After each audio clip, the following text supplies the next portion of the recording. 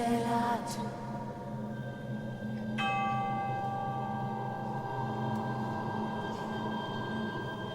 I mordite Nosferatu. I mordite Nosferatu.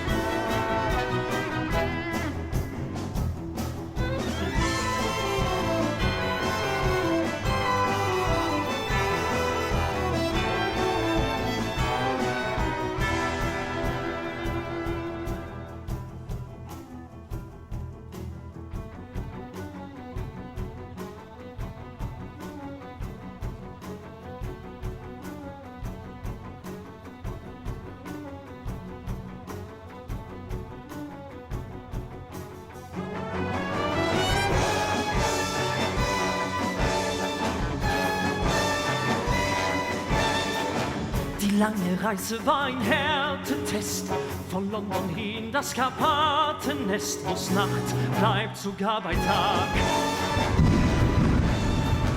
Man schiebt mich einfach an den Rand der Welt, ein Anwaltsschreiber ist kein Spring ins Feld, wer weiß, was noch kommen mag. War das ein Wolf, den Nebel raubt mir jede klare Sicht, vom Wind allein kommt diese Kälte nicht.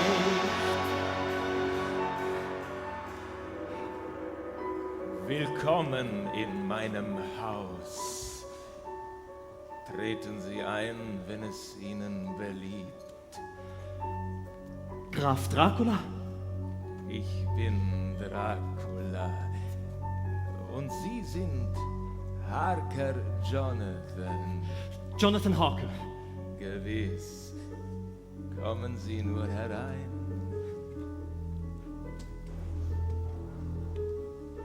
Wir werden uns später um Ihr Gepäck kümmern. Mein Personal steht zu dieser späten Stunde nicht zur Verfügung. Doch werde ich mich gerne selbst um Ihr Wohlergehen bemühen. Vielen Dank. Sie erlauben. Natürlich. Sie sind sicher hungrig nach Ihrer langen Reise. Über alle Maßen. Bitte nehmen Sie Platz und gönnen Sie sich eine Stärkung. Sie verzeihen, dass ich Ihnen dabei keine Gesellschaft leiste.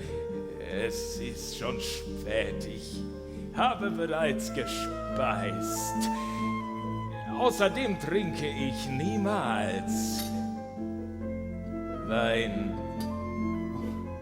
Vielen Dank. Ich habe die Verträge und die Übertragungsurkunden bei mir für Ihren neuen Wohnsitz in London. Ein beträchtliches Anwesen. Das einzige Gebäude in der Nachbarschaft ist ein Hospital.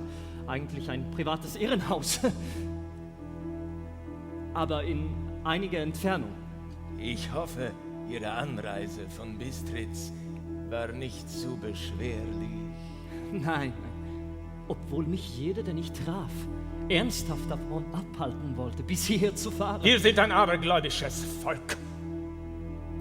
Und das Schloss ist sehr abgelegen.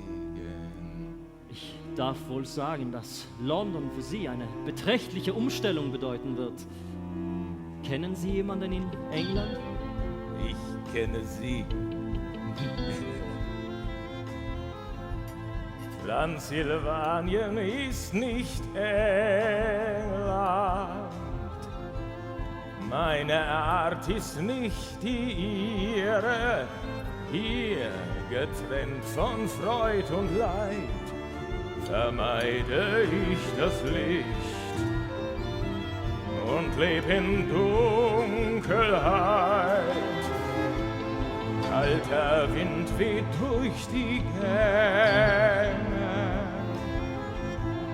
und die Zinnen sind zerbrochen. Ich blieb stehen in der Zeit, ein Kind der alten Zeit, in der das Schwert regiert. Das ist vorbei und nun kommt etwas Neues. Ich bin bereit, befreit von alten Geistern und meistere die Zeichen der Zeit. Bald ist alles hier vergessen. Meine Zukunft liegt in England. Ich such keinen eitlen Glanz. Ich bleibe auf Distanz, weil ich ein Einzelgänger bin. Ich geh und sag, leb wohl, trostlose Heimat.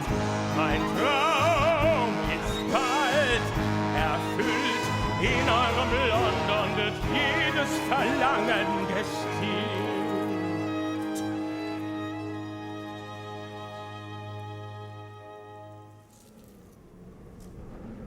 Sie müssen müde sein. Ich werde Sie auf Ihr Zimmer bringen. Wenn ich bemerken darf, Ihre Aussprache ist ausgezeichnet. Ich besitze eine Bibliothek mit englischen Büchern, mit deren Hilfe ich mich auf mein Abenteuer in London vorbereitet habe. Bitte.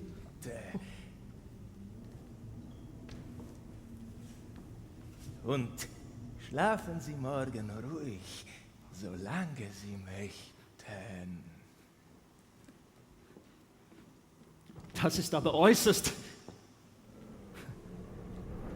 Haben Sie nicht gesagt, Ihr Personal sei ausgegangen? Ah, und das ist wohl... Meine Verlobte. Miss Mina Murray. Das Schicksal meint es gut mit Ihnen. Das kann man wohl sagen, Sir. Mehr als Sie vermuten. Sie ist nicht nur wunderschön, sondern auch hochintelligent. Ich nehme an, sie ist von edlem Blut. Ja, aus einer sehr angesehenen Familie von Akademikern. Und so jung. Ich beneide sie.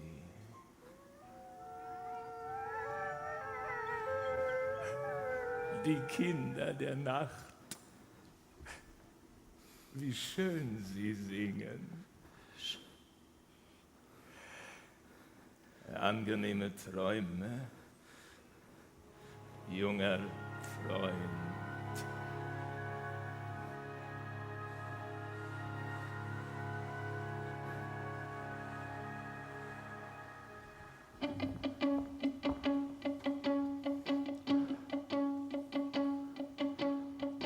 Ich bin gelandet in der Unterwelt, in einem Schloss, dem jede Regung fehlt, so kalt wie ein Meer aus Stein. Ich halt mich wahr mit einem Bild von dir, dein helles Lachen, ach wie fehlt es mir, bin wach und will bei dir sein.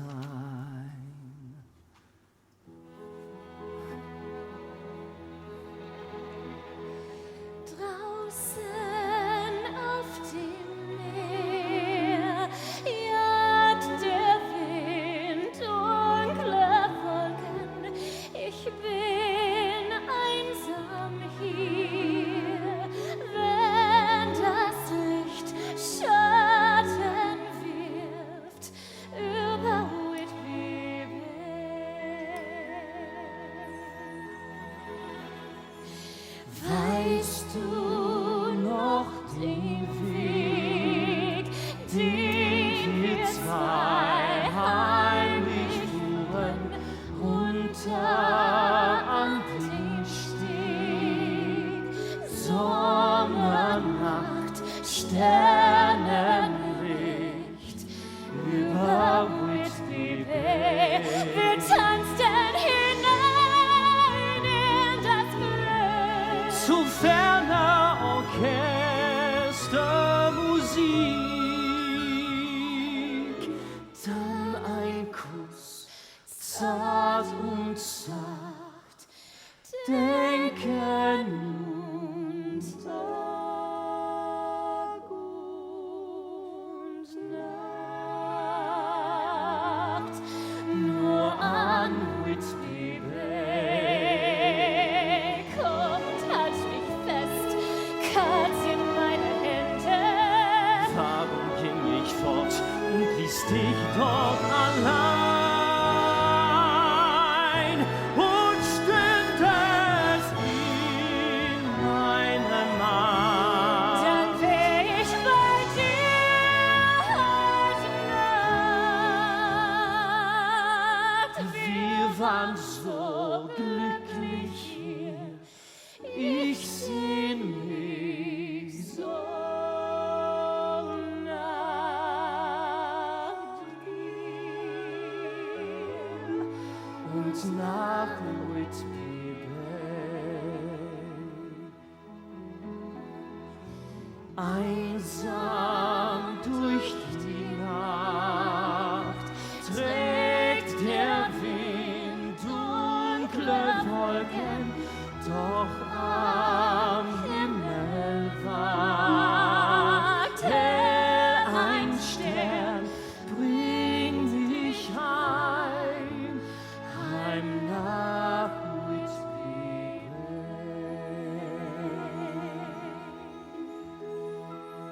Nina, der Klang ist fremd und doch lockt dich mein Rufen. Hab keine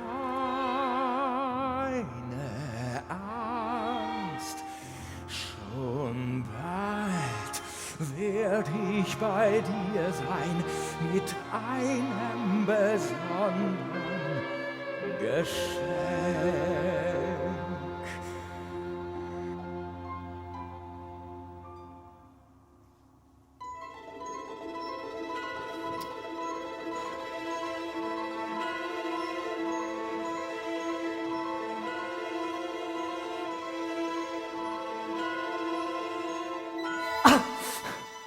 Sie haben sich geschnitten. Ich konnte hier keinen Spiegel zum Rasieren finden. Es gibt auch keinen hier im Schloss. Ein Spielzeug der menschlichen Eitelkeit. Völlig nutzlos.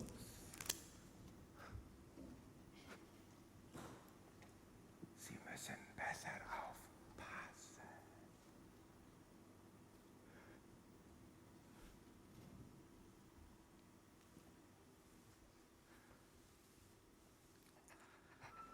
Hätten Sie vielleicht die Güte, mit mir einen Blick in den Kaufvertrag zu werfen? Was tragen Sie damals? Das Kruzifix. Meine Zimmerwirtin in Bistritz hat es mir gegeben. Sie sagte, für die Reise nach Transsilvanien. Ich sagte Ihnen bereits, wir sind ein abergläubisches Volk. Der Kaufvertrag. Eines noch! Schlafen Sie nirgendwo hier ein, außer in Ihrem eigenen Zimmer.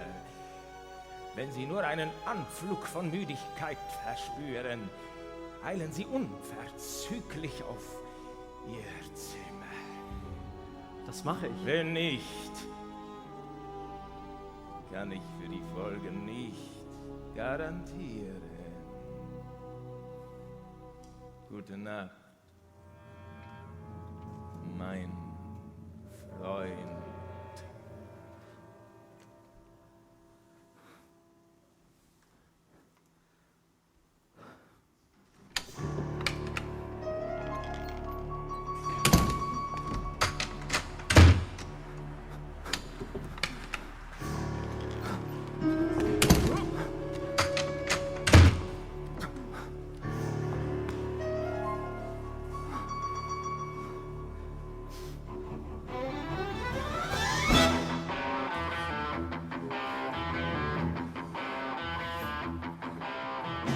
Ach Mina, ich bin wie gefangen hier. Man spielt ein schauerliches Spiel mit mir. Ein Fluch liegt auf diesem Ort. Es steht ein Ziel in diesem irren Mann. Lässt er mich laufen oder greift er an? Ein Ausweg, schon bin ich fort. Was soll ich tun? Wo geht's hier raus? Der Kragen wird mir eng. Ein Spinnennetz, in dem ich wehrlos häng. Ich höre Stimmen aus der Unterwelt. Man lacht, als ob man mich zum Narren hält. Es klingt wie schwarze Magie. Auf deine Antwort warte ich tagelang. Ob hier ein Brief von mir nach außen drang, erfahr ich am Ende nie.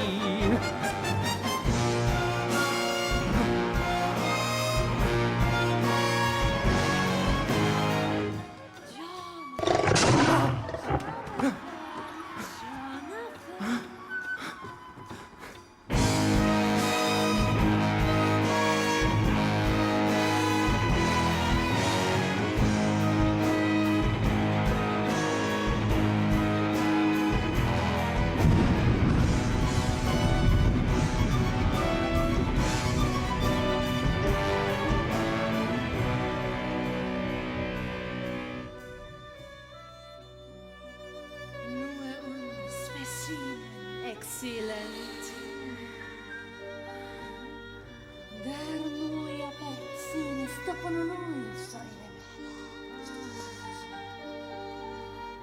Nu, ne appartiene nua.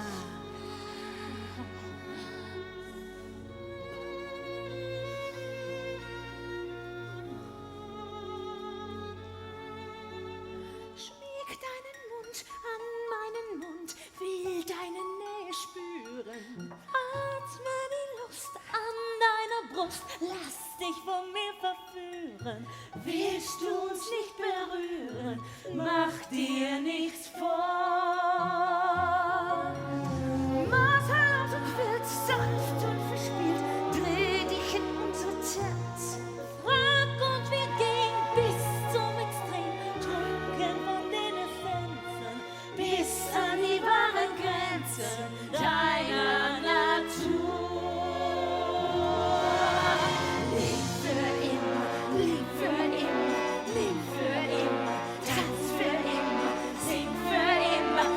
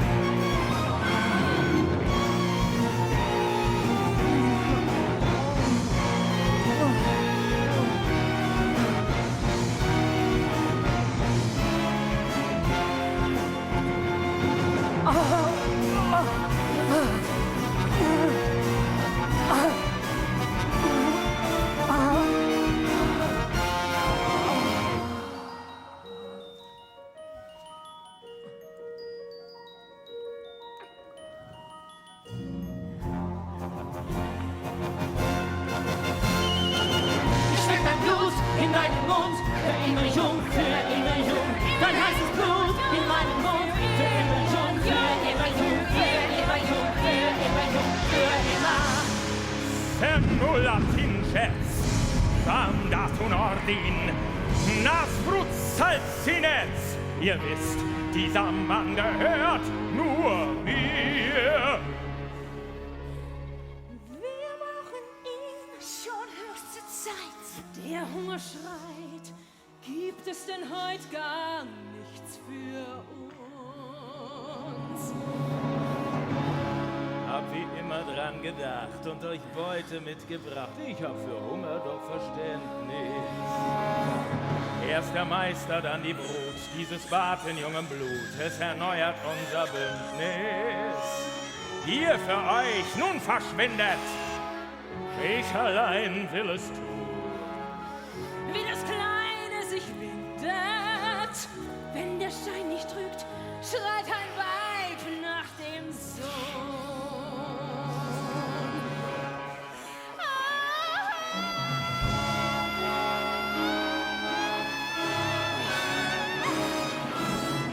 Meine Kinder dieser Nacht in der Dunkelheit erwacht, willst du nicht heimlich sie belauschen?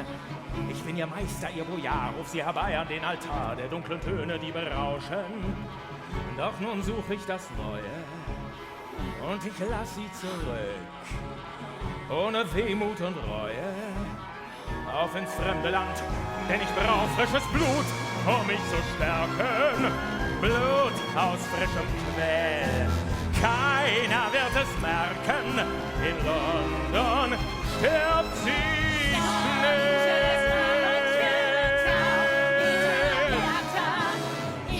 In England ist ganz Land, wie jeder Fremde unbekannt, bin ich mit Taten und mit Namen. Ein bleiches Antlitz im Gewühl, ein kurzes, stechendes Gefühl und in dir keimt mein kalter Samen.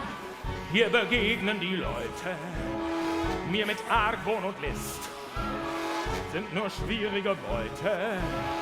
Auf ins neue Land, denn ich brauch frisches Blut aus zarten Kehlen.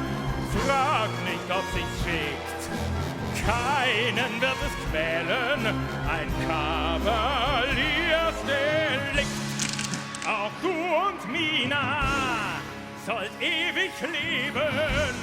Auf mein Gebot hin bringt ihr das Entsetzen und das Volk. Sprich nicht von Mina, sie ist mein Leben. Du willst nicht hören, ewig lebt ihr nur durch mich.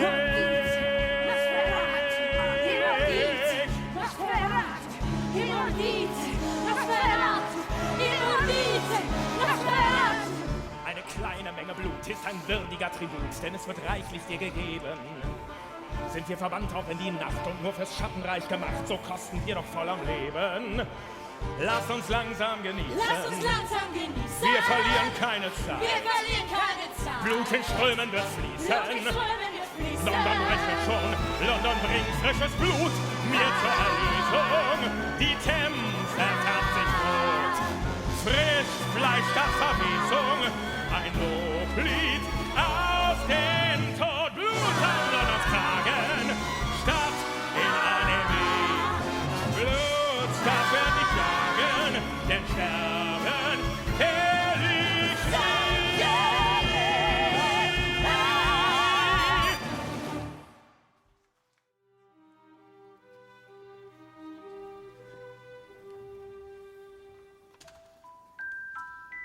Renfield, Was wünschst du, Meister? die Stunde ist nah, Renfield. Ich bin auf offenem Meer und auf dem Weg zu dir. Ich werde in Whitby Bay an Land gehen. Im Anschluss reise ich nach London und schenke dir die Freiheit. Danke, Meister, danke. Das ist ein großer und historischer... Mr. Renfield, wie geht es Ihrer Menagerie? Ich erwarte bald ein besonders großes Exemplar. Sind das Ihre Fliegen? Ich fürchte, es sind nur noch wenige übrig, Doktor. Ach, wie das?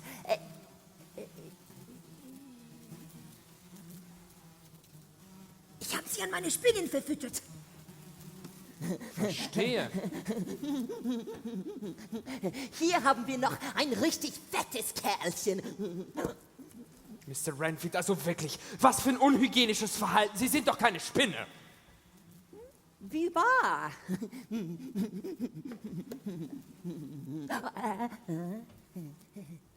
Das ist eine Spinne. Mr. Renfield, ich verbitte mir das. Sie können sowas nicht essen, das ist ungesund. Ganz im Gegenteil, Doktor. Im Blut steckt die Lebenskraft. Was soll das bedeuten? Das dürfen Sie nicht mich fragen. Fragen Sie doch den Meister. Welchen Meister? Den, der unser aller Meister sein wird. Vor langer Zeit, da befiel mich ein Fieber, plötzlich des Abends im Garten. Hörte im Kopf eine Stimme, die sagte, worauf, mein Freund, willst du warten? Ich hab die Stimme des Meisters vernommen und lauschte seinen Plan. Er kann auf Ruf eines anderen noch kommen und ich war sein Mann. Seither sehe ich alles, was er sieht. Geh ich die Wege, die er geht und ich spür, wenn er schlüpft durch deine Tür. Seither bin ich sein einziger Zeuge, hör sein Gelächter und schweige in der Not, denn sein Biss macht dich bestimmt. Untot? Untot? Verzeihen Sie meinen Fachjargon. Mr. Renfield, ich fürchte, Sie leiden an hysterischen Phantasien. Nein, Doktor. Ich sehe es so klar wie die Nase in Ihrem Gesicht. Auf 7 Meeren segelt er, sein Schiff liegt hart am Wind. Wenn blutig rot der Mond erscheint, dann schlachtet er ein Kind. Diese Nachtmusik ist das Meisterstück und der Meister liebt diese Weise. Sing mit mir, du bekommst dafür eine Reise ins ewige Glück. Wer nur ist dieser Meister? Kann es sein, dass alles sind nur Imaginationen? Was sie haben, nennt ein Doktor Halluzinationen und krankhaften Wahn. Ich kann nicht drüber reden, denn der Meister wird es alle, die ihn kennen, schweigen und sich immerfort bereit für seine Wünsche zeigen. Ich bin es und bald bin ich frei. Bin ich frei. Am kühlen Grund des Ozeans, da liegt die tote Crew.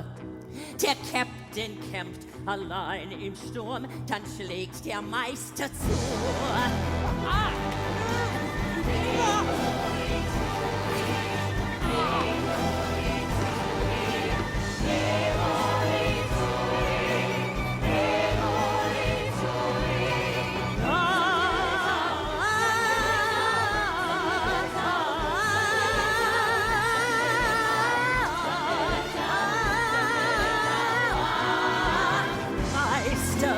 Ich hab deinen Rufen vernommen, sei mir als Richter willkommen, guter Geist, der Unsterblichkeit verheißt. Lautlos gehst du durch Wände und Türen, kann deine Nähe schon spüren, durch das Fenster, durch das Gitter, durch den Boden, durch den Nebel und die Nacht wird's von Nacht.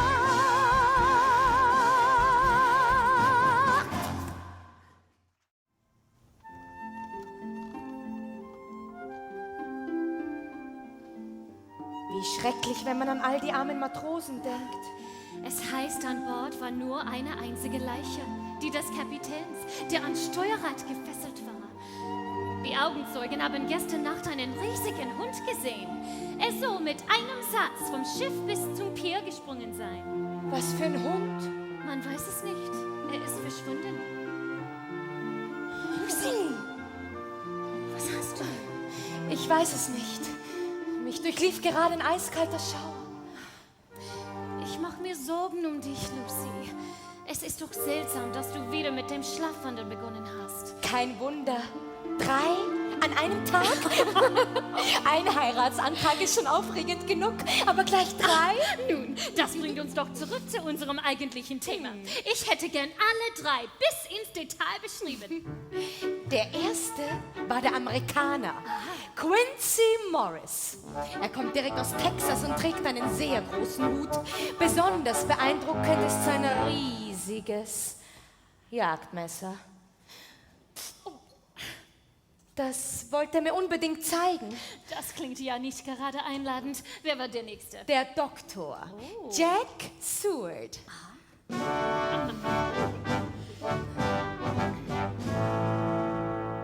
Er ist noch keine 30 und leitet bereits eine ganze Anstalt. Das Irrenhaus in Purfleet.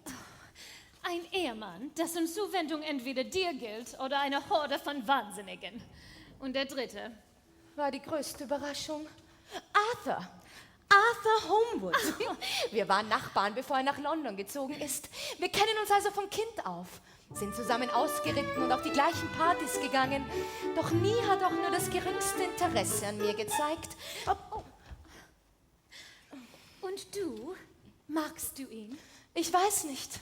Er gehört einfach zu meinem Leben dazu. Aber das Schlimmste ist, alle 3 kommen nun zum Tee und erwarten eine Antwort. Verstehe ich. Was ist er denn von Beruf, dein Nachbar Arthur? Beruf? Jemand wie er hat doch keinen Beruf. Wenn er seines Vaters Erbe antritt, dann würde ich sagen, er verwaltet seinen Besitz.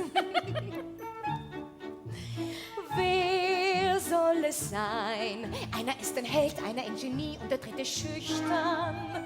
Neulich beim Wein war der eine ernst und der andere frech und der dritte nüchtern. Quincy redet wie ein Wüstling, Jack mit männlich sanftem Klang. Tralala. Und wenn Arthur jemals spricht, dann sicher nicht lang. Wo zieht man hin? In die Steppe raus, in ein Ehrenhaus. In die beste Lage. Was sagt dein Herz? Zieht dich einer an, hast du einen gern? Tja, das ist die Frage. Quincy reitet wilde Pferde, Jack macht Kranke stets gesund. Aber Arthur spielt nur immer mit dem Hund. Lucy, du bist reizend, schwing dich rauf auf Sattel und Pferd. Leb an meiner Seite, vom Spital geschätzt und verehrt. Eines wollte ich noch sagen, du, Ja, nur zu. nicht der Rede wert. Hör auf dein Herz. Wirst du einen Kerl oder einen Arzt oder was fürs Leben? Wer soll es sein? Ranger mit Gewehr, Akademiker. Der mit dem Vermögen. Arthur ist kein großer Denker, kein Adonis, kein Galan. Doch vielleicht ist gerade er der richtige Mann. Ich war verschossen in ihn schon als Mädchen.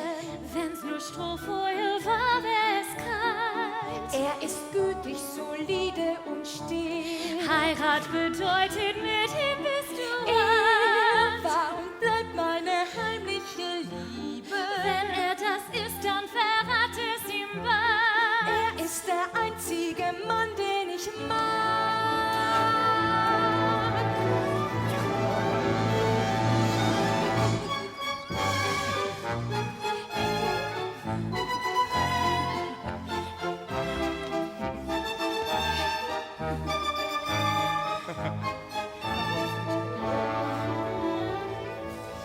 Wie sieht es aus? Gibst du mir die Hand? Brauchst du den Verstand? Darf man etwa hoffen?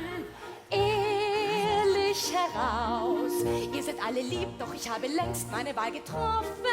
Quincy schoss nur knapp daneben. Jack erträgt es wie ein Mann.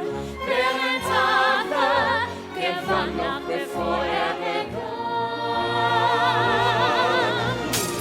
Wahre Liebe kennt nie eine zweite Wahl. Wahre Liebe ist immer ein Einzelfall.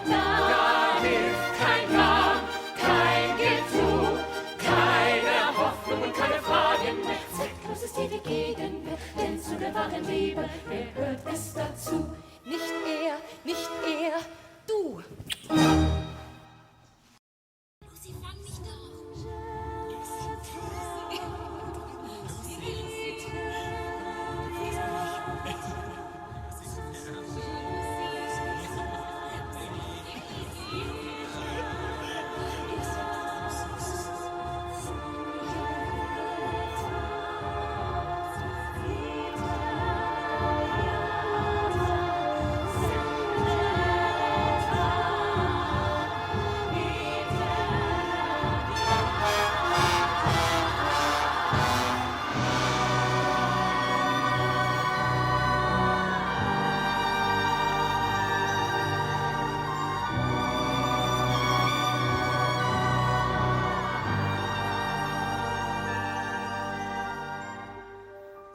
Du musstest also kommen.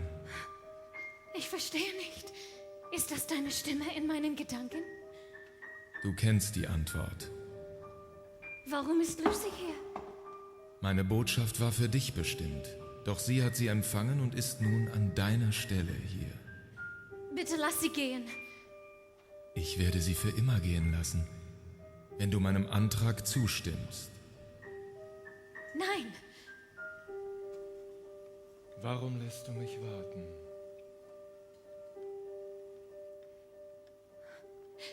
ich... Oh Gott!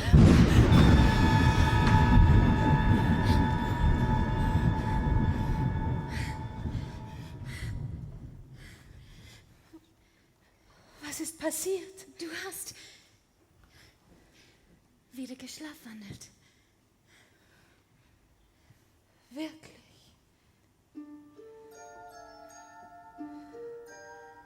Ich hatte einen seltsamen Traum. Das Mondlicht trug mich wie körperlos ans Meer. Ich ertrank in dunklen Wellen, mehr schwebend als schwer, berauscht von seinem Blick, dem heißen Blick einer hypnotischen Macht, verging ich im Nebel der Nacht.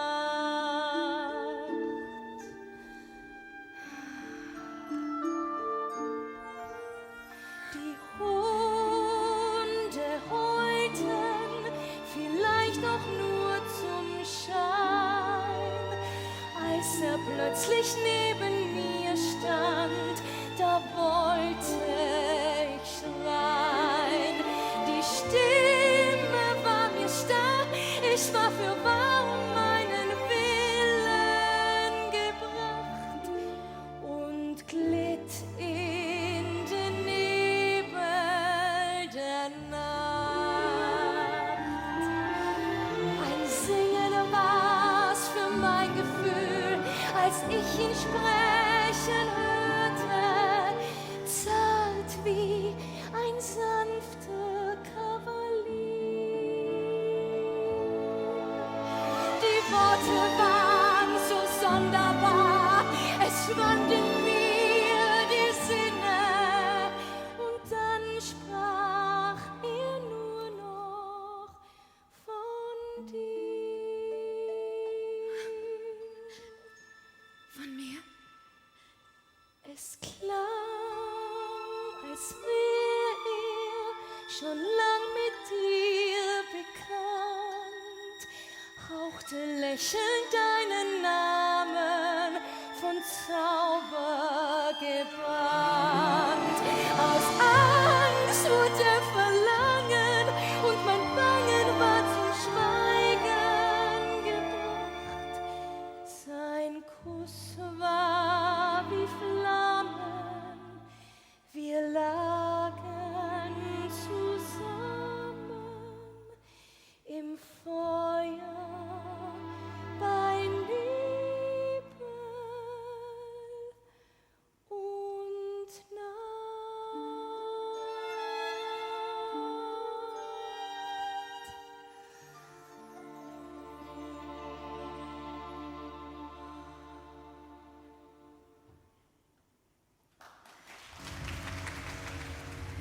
Wir müssen nach London zurückkehren. Gleich morgen.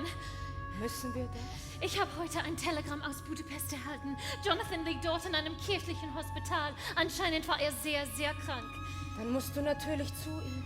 Mein Obervater ist bereits telegrafisch arrangiert. Wer hätte das gedacht, liebste Mina, dass wir bald beide vor dem Traualtar stehen?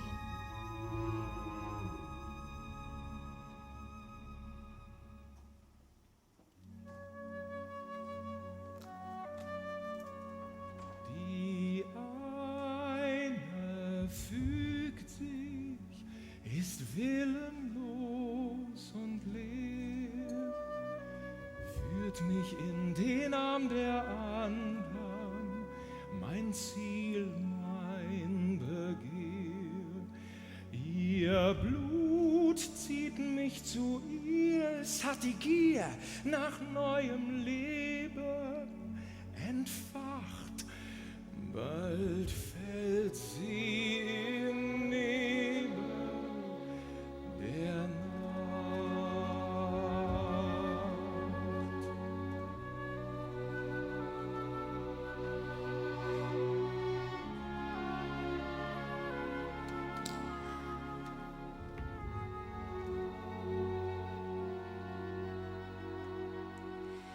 Mein größter Traum soll heute in Erfüllung gehen.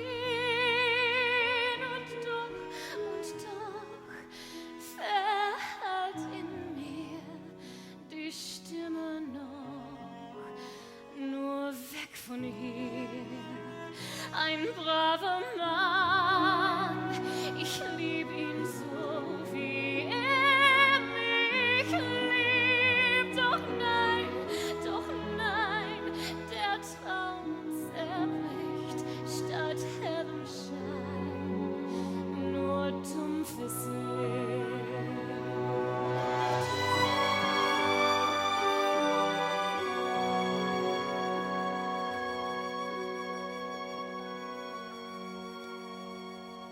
Ich bin da, weil du mich liebst.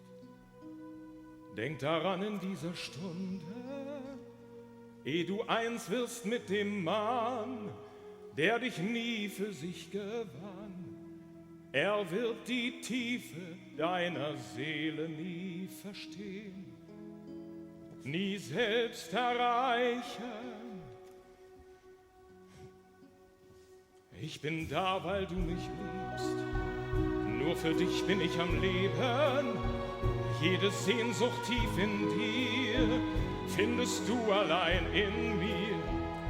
Wirf dich nicht weg an diesen ahnungslosen Mann und seinesgleichen. Du hast mich, ohne es zu wollen, zu einem anderen gemacht. Wie sehr dein Wesen mich betört, das hätte ich nie gedacht. Ich bin nur da, weil du mich liebst. Mit dir gewinn ich jede Schlacht. Vertrau mir bis ans Ende aller Zeit. Wir gehen gemeinsam durch die Nacht. Wie kann es nur sein, dass ich so fühle, wie ich fühle? Wie kann ich nur schwanken zwischen Liebe und Kalkül? Etwas in mir sehnt sich nach der Treue, die ich schwor. Etwas in mir fürchtet sich davor. Mein Gott, Einsam durch die Nacht und doch trägt ihr ich Weg. bleib an dir. Ich weiß nicht, wo ich hin will. Dunkle Wolken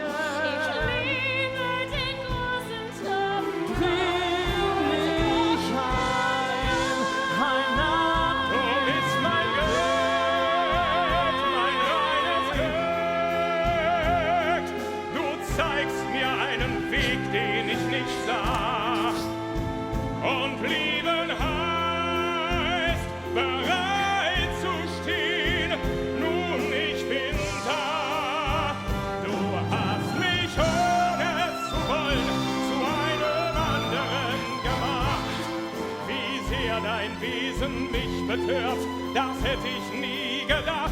Ich bin nur da, weil du mich liebst. Mit dir gewinn ich jede Schlacht. Vertrau mir bis ans Ende aller Zeit. Wir gehen gemeinsam durch die Nacht.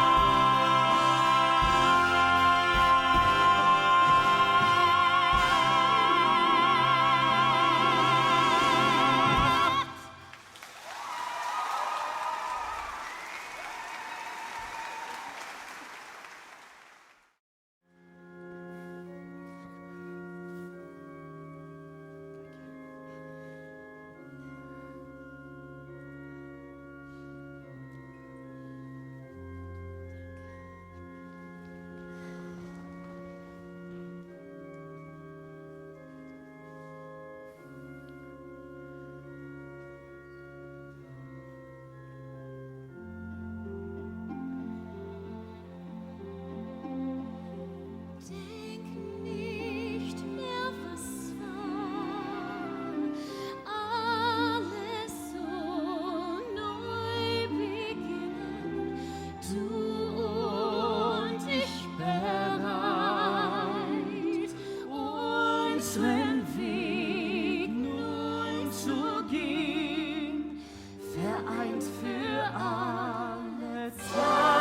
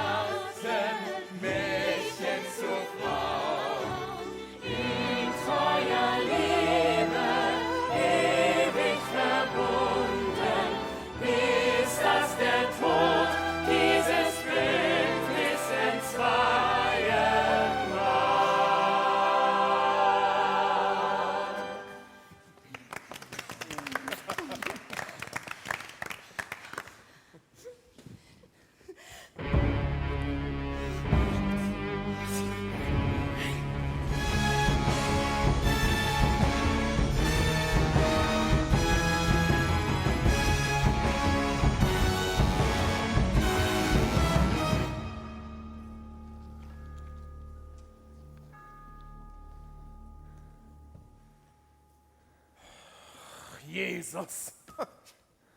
Ich hatte mehr Sitzfleisch, als wir im Sumatra hinter einer angebundenen Ziege einem Tiger auflauerten. Ach, Jedenfalls hätte ich Ihnen bis vor kurzem noch den Teufel an den Hals gewünscht. Aber heute denke ich mir, der beste Kerl, der ihr passieren konnte. Was treiben die so lange da oben? Ich kann es mir nicht erklären. Nun, Was haben Sie zu berichten? Professor Van Helsing wird jeden Moment herunterkommen. Wer ist der Knabe? Er war mein Lehrer an der Universität in Amsterdam und auch mein Mentor. Wenn irgendwer in Europa etwas über obskure Krankheiten weiß, dann er. Und? Wie lautet seine Diagnose? Ja, das muss er Ihnen selbst sagen, jedoch. Fahren Sie fort. Sie haben das weiße Halsband aus Sand bemerkt, das Lucy getragen hat. Ja. Van Helsing hatte einen Verdacht, er entfernte es und fand 2 seltsame Wundmale an ihrer Kehle. Dann wurde er sehr ernst und hat mich gebeten, nach unten zu gehen. Was soll das heißen? Wundmale? Oh Gott. Muttermale vielleicht ja, oder auch Schnitte. Bisse! Sie müssen sich auf ernste Fakten gefasst machen. Ernste Fakten und keine Unterbrechung, wenn ich bitten darf. Fahren Sie fort. Ich fürchte, Ihre reizende Gattin leidet an einer äußerst schweren Krankheit. Krankheit. An welcher? Ich nehme an, Sie kennen den Terminus Vampir? Vampir? Wollen Sie behaupten, sie wurde von einem Vampir gebissen? Sind Sie völlig übergeschnappt? Genau, Mr. Van Helsing. Ich glaube, Sie sind von allen guten Geistern verlassen. Zum Glück noch nicht, junger Mann. Wir müssen drauf hören, was der Professor zu sagen hat. Nicht zuletzt, weil ich Ihnen versichere. Hier geht es um Leben und Tod.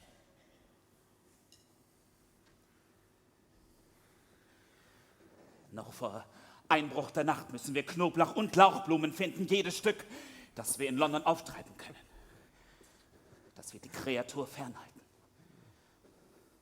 Auch Kruzifixe. Wir dürfen keinen Moment Zeit verlieren.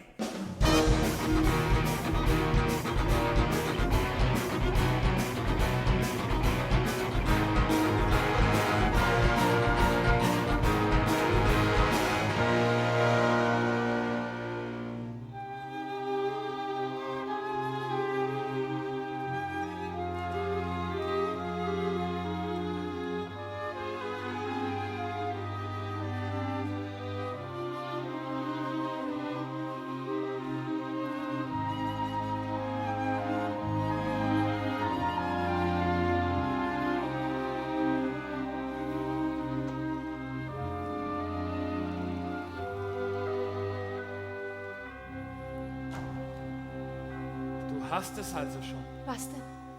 das Weihwasser. Ja, ich habe alles. Gut, gut. Dann schlaf jetzt.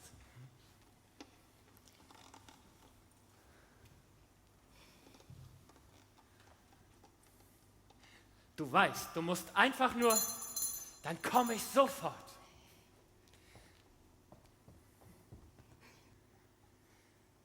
Nun denn, gute Nacht. Gute Nacht, mein Liebster.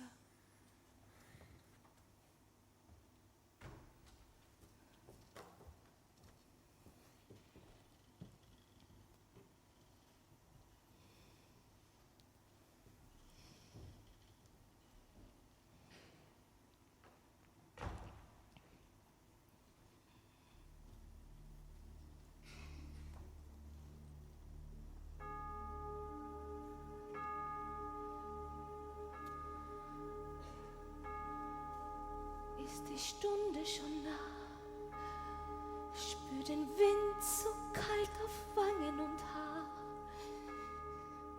Mein Blut ist erstarrt, wieder zitternd kleine Fink, der auf den Raubvogel starrt.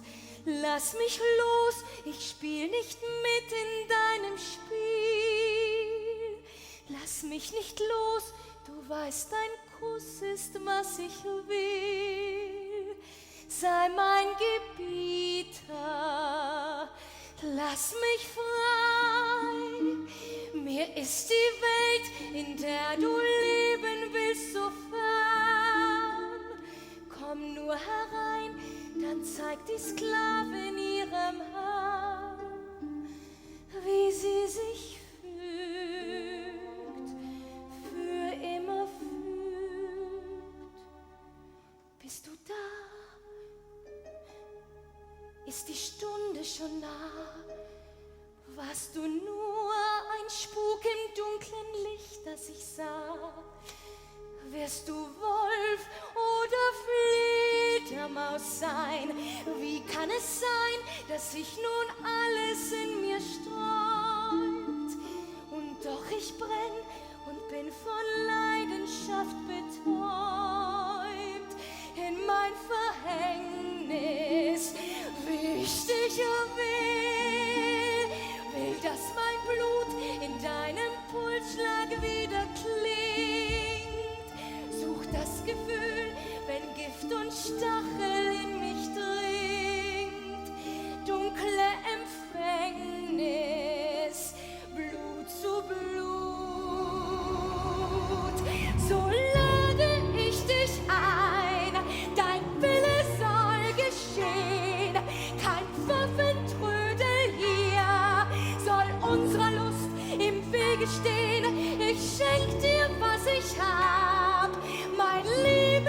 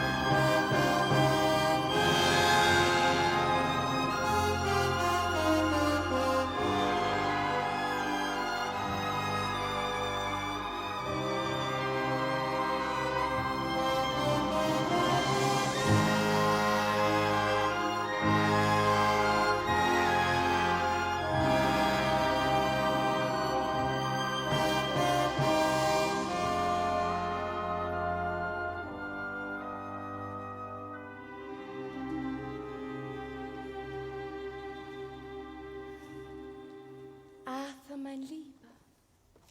Wie geht es dir? Viel, viel besser. Gut. Gut. Der Professor würde gerne nach dir sehen. Die Wundmale an deinem Hals sind verschwunden. Komm her und küsse mich. Hafer, weg von ihr!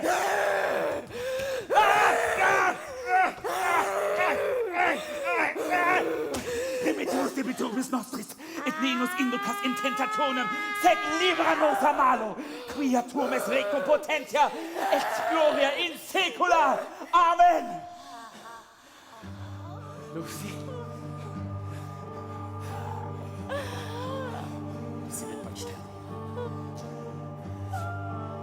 Es kann nicht mehr lange dauern.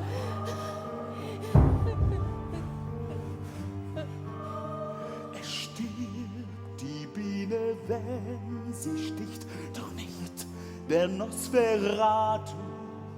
Er labt sich an dem Blut und seine Kraft lebt wieder auf. Er wird jung mit jedem Biss. Der Feind der Feinde, Nosferatu, so stark wie 20 Mann ist er allein.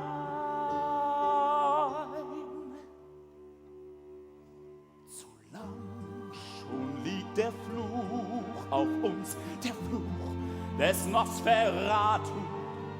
Das Kind, das man zu Grabe trägt, wird nicht das Letzte sein, doch schon bald schlag ich zurück und ich vernichte Nosferatu.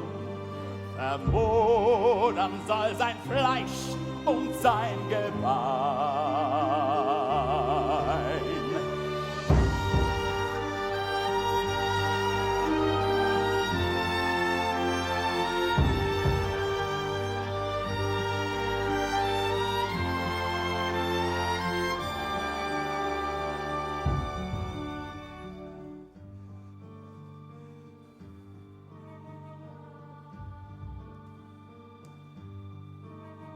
Zu lang schon liegt der Fluch auf uns, der Fluch des Nosferatu.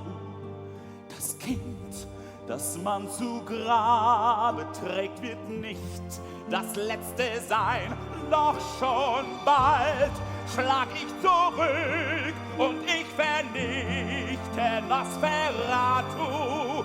Vermodern soll sein Fleisch und sein Gebein.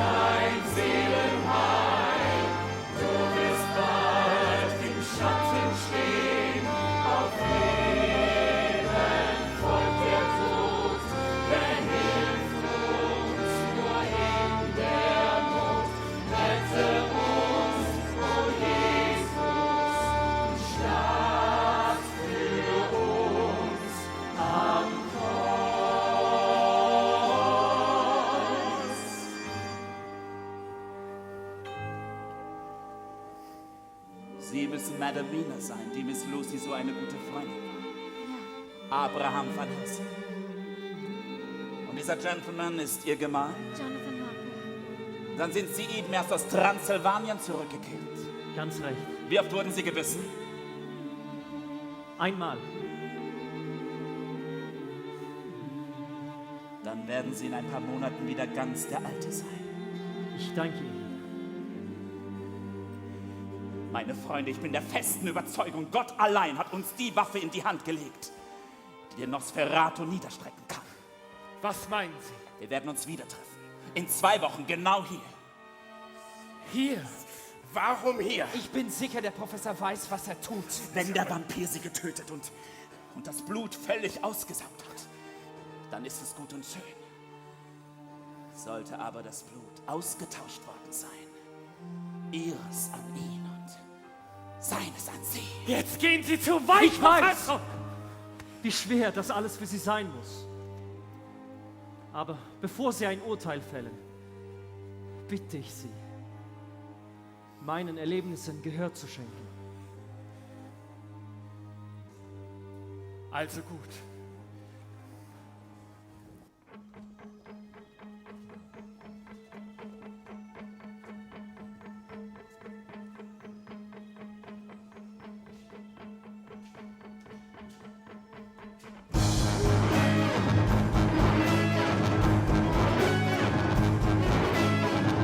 Was sich tarnt wie ein Ende, ist neuer Beginn.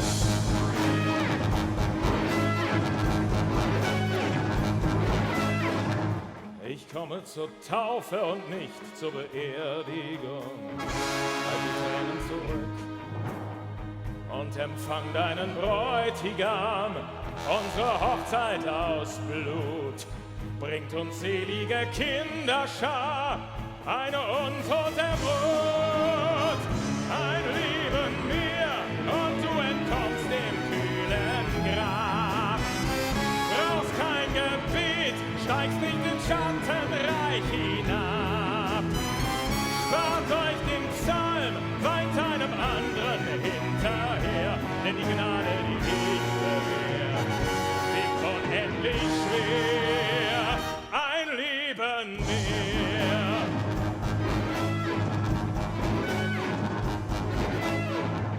Unsere Nachkommen werden sich prächtig vermehren. Schon nach kürzester Zeit wirst du Göttin von London sein. Jede Nacht wird zum Fest und wir Schlachten ein Opferlamm. Kinder, trinkt euer Blut, denn so blüht und gedeiht der Stamm, unser untoter Mut. Ein Leben mir, das ist mein Trost für deine Qual. Geh in die Welt, zeig ihr dein dunkles Potenzial. Kinder der Nacht, tauchen die Stadt in dunkles Rot, während ein Opferhaus und sagen es mir, ein Leben mehr. Außerordentlich gut schmeckt das Blut der Enthaltsamkeit. Such dir ein zartes Geschöpf, das in Unschuld erstrahlt.